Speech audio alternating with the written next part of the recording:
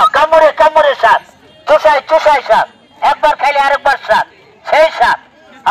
হালুয়াঘাটের মায়ের দোয়া পঞ্চরসের আইসক্রিম, তার নাম হচ্ছে মধু। মধু সেই স্বাদ, সেই স্বাদ, রসমালাই, মধু রসমালাই।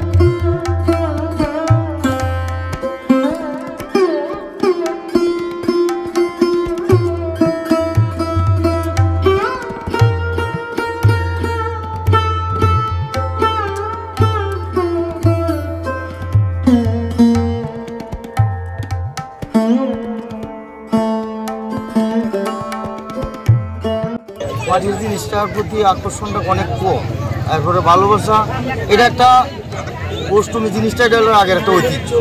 এই ঐতিহ্যটা আমার নাই, আমার অষ্টমীটা জমায় না। মানে এটা আগে একটা অনেক মানুষের একটা সবারই অষ্টমীর সিজন আইলে অনেকেই কইতে যায় অষ্টমী আয়া পড়ছে, এই কিনবাম সেই কিনবাম, অষ্টমীর ঝামু টুলান টুলান সবাই মিলিয়ে লুয়ে আইতো। এখন আর এইগুলো কম, অনেক কম। মোবাইলে আশঙ্কা বেশি, ঠিক আছে। এরপরে আগে যে অষ্টমী জমাইতো, এখন আর এই আগের মতো অষ্টমী জমায় না। তার কারণে আমাদের মাটির জিনিসের বেশিটা কম, আগের ঐতিহ্যটা লাগে বলেই চলে আর কি।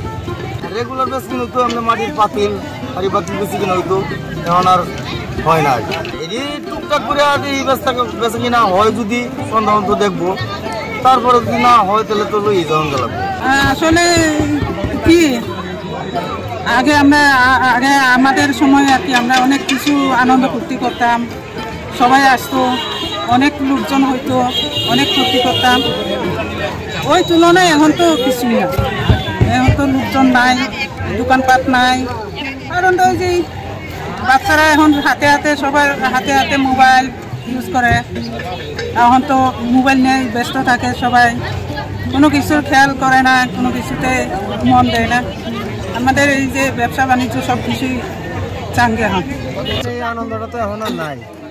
এখন তো আগে আমরা ছোটোবেলাতে দেখছিলাম যে অষ্টমী, এই অষ্টমীর দ্বারা তো এখন নাই।